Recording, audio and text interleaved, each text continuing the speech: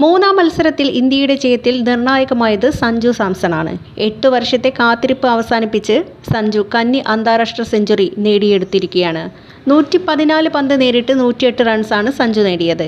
കളിയിലെ താരമായതും സഞ്ജുവാണ്. മലയാളി താരത്തിൻ്റെ സെഞ്ചുറി ആരാധകർ ആഘോഷമാക്കുന്നതോടൊപ്പം ശ്രീശാന്തിനെതിരെ രൂക്ഷ വിമർശനവും ഉയരുകയാണ്. ശ്രീശാന്തിൻ്റെ മുഖത്തേറ്റ അടിയാണ് സഞ്ജുവിൻ്റെ സെഞ്ചുറി എന്നാണ് ആരാധക പക്ഷം.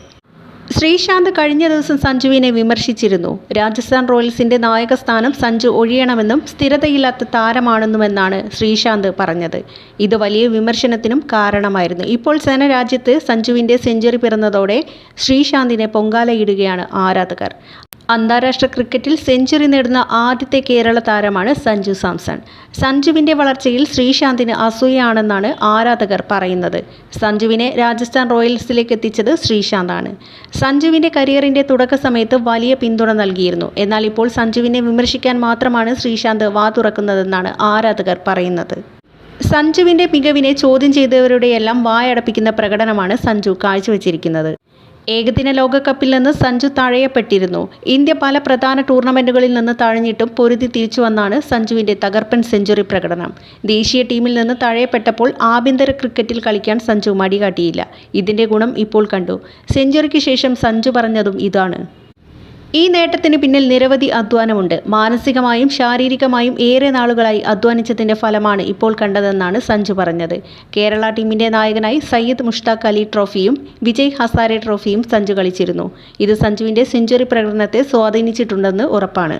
ദക്ഷിണാഫ്രിക്കയ്ക്കെതിരെ ഏകദിന മത്സരത്തിൽ 3-ാം നമ്പറിൽ ബാറ്റ് ചെയ്ത് സെഞ്ചുറി നേടുന്ന രണ്ടാമത്തെ ഇന്ത്യക്കാരനായി സഞ്ജു മാറിയിരിക്കുകയാണ്. ഇതിനു മുമ്പ് വിരാട് കോഹ്ലി മാത്രമാണ് ഈ നേട്ടത്തിലേക്ക് എത്തിയത്. സെഞ്ചുറി പ്രകടനത്തോടെ സഞ്ജു ഏകദിന ടീമിൽ തനിക്ക് സീറ്റ് വേണമെന്ന പ്രകടനം കൊണ്ട് ആവശ്യപ്പെടുകയാണ്. എന്നാൽ സീനിയർ താരങ്ങൾ തിരിച്ചെത്തുമ്പോൾ ഇന്ത്യ സഞ്ജുവിനെ തഴഞ്ഞേക്കും. 3-ാം നമ്പറിൽ ഇറങ്ങിയാണ് സഞ്ജു സെഞ്ചുറി നേടിയത്. വിരാട് കോഹ്ലി തിരിച്ചെത്തുമ്പോൾ സഞ്ജുവിന് വഴി മാറിക്കൊടുക്കാതിരിക്കാനാവില്ല. എന്നാൽ ഇനി സഞ്ജുവിനെ തഴഞ്ഞാൽ വലിയ ആരാധക പ്രതിഷേധ ടീം മാനേജ്മെൻറ്റിനെതിരെ ഉയരുമെന്ന് ഉറപ്പാണ്.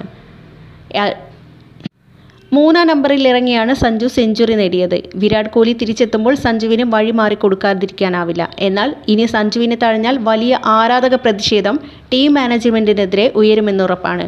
അടുത്ത ഏകദിന ലോകകപ്പ് മുന്നിൽ കണ്ട് ഇന്ത്യ സഞ്ജുവിനെ വളർത്തിക്കൊണ്ടുവരേണ്ടതാണ്.